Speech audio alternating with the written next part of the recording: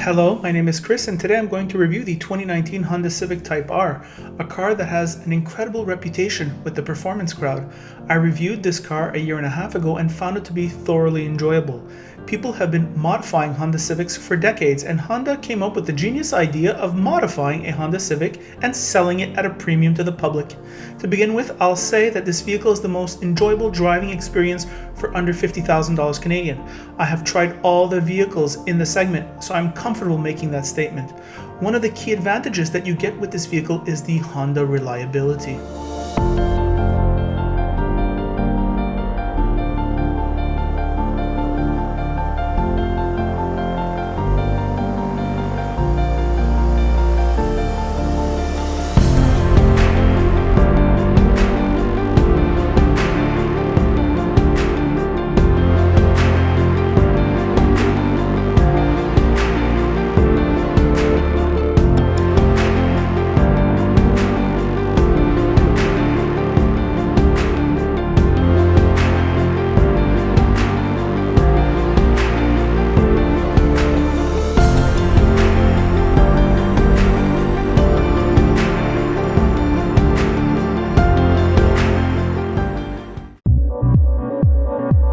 Certainly less conventional on the outside, Type R is conventional on the inside. The hatch gives Type R tremendous storage capacity. The rear seat is roomy with the exception of headroom, which is uncharacteristic for a Honda hatchback design. Looking at these seats, you may think that this is a painful experience. It is not as painful as you might think in a performance vehicle like this with a manual transmission. Bolstered seats are a necessity. As with all cars of this category, with the exception of Golf R, the interior quality feels somewhat underwhelming. You do get a good sound system, good visibility, and an excellent steering wheel. Lovely, really. The draw for me are the driving characteristics. The front-wheel drive architecture allows for tremendous weight savings over its four-wheel drive competitors. The front drive makes the first gear a little less useful.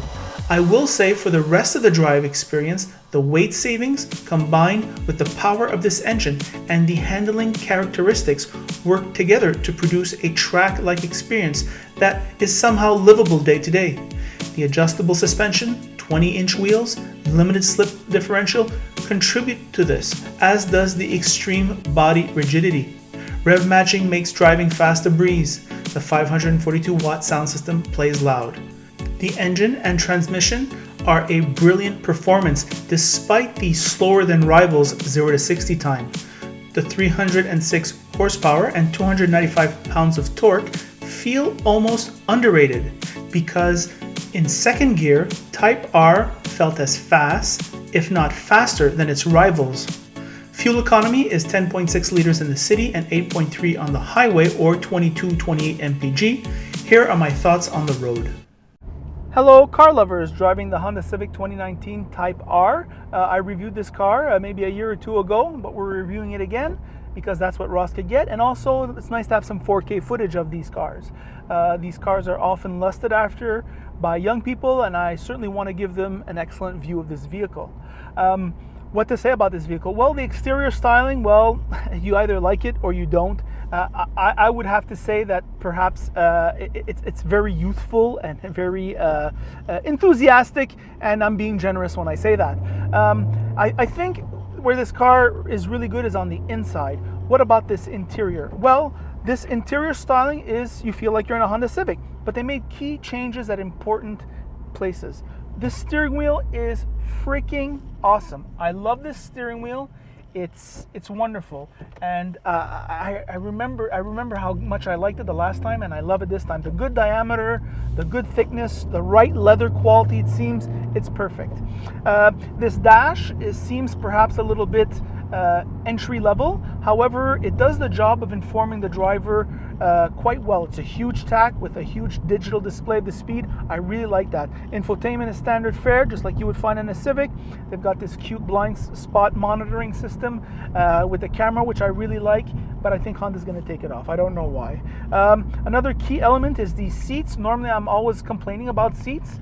that they're too bolstered, but in this type of vehicle, that's what it's made for. Another key important thing about a good bolstered seat here and here made with tissue is that when you are taking curves and driving fast, when you have an automatic transmission, you can press against the dead pedal and keep yourself in the seat even though it might not be bolstered. However, when you're driving a manual transmission, you need both your feet and you cannot do that. This is where these bolstered seats keep you in place. It's really fun for spirited driving, let's say. Talking about spirited driving with this thing, this is in another league. It competes squarely with Volkswagen Golf R and the STI, and used to compete with the Focus RS. I'm not knocking that Hyundai Veloster. I thought it was the funnest car for under 40,000. This is probably, in my opinion, the funnest car for under 50,000. And it's only 41,000, but there's quite an aggressive finance rate from Honda. And when I'm saying aggressive, not for the customer. It does have rev-matching downshift. I love rev-matching. It really helps the driver. I think less than 1% of the population can do rev-matching. I can do it. I don't enjoy doing it. It doesn't come easily to me, and this rev-matching feature is really good. Really good. It prevents you from upsetting the car when you're slowing down and you're going for a lower gear, and especially when you're taking a curve too. You want to get that lower gear without upsetting the car. Well, are you going? Thank you, miss. Just go. And not all of us are race car drivers. So that's for the drive experience. The suspension is set up really strong. This 306 horsepower engine, I think, it's a misleading statistic, especially 0 to 60 time, because it is a front-wheel drive. I'm going to talk about the benefits of front-wheel drive. The front-wheel drive allows you to have a much lighter car than a four-wheel drive system, and Honda is a specialist in front-wheel drive. They've softwared out what do you call that? Let me just. I just love. Sorry. I was talking about the software. And also the handling. Oh, the handling. I love the handling. God damn it. All right, I did not exceed the speed limit there. The engine now, the 0 to 60 time is misleading. It seems to be half a second slower than its rival. I think it's faster than its rivals once it gets going. That first gear is basically useless. You can feel the software temper your enthusiasm, but once you're out of first gear, it's an animal. It's a total animal, and it pulls. Let me just go down. It really pulls. Even here, I'm at 5,000 RPM. It's still pulling hard. Up to 6,000. Really good stuff. Really good stuff. This Honda is pretty awesome. For the engine, I think it's better than its rivals. I think this car is the best in class for fun under $50,000. If you're talking only about the driving experience, you can argue about the exterior styling. You can argue about this relatively cheap Honda Civic interior. It's cheap, but I mean, it's not that cheap. However, in terms of just fun to drive, just getting it right, I know in the province where I live, they do a hard-on on all-wheel drive, and I understand why. And I think reasonable people of goodwill can differ of opinion on that. I just think the front wheel drive makes the car lighter. And I think lightness is what you want.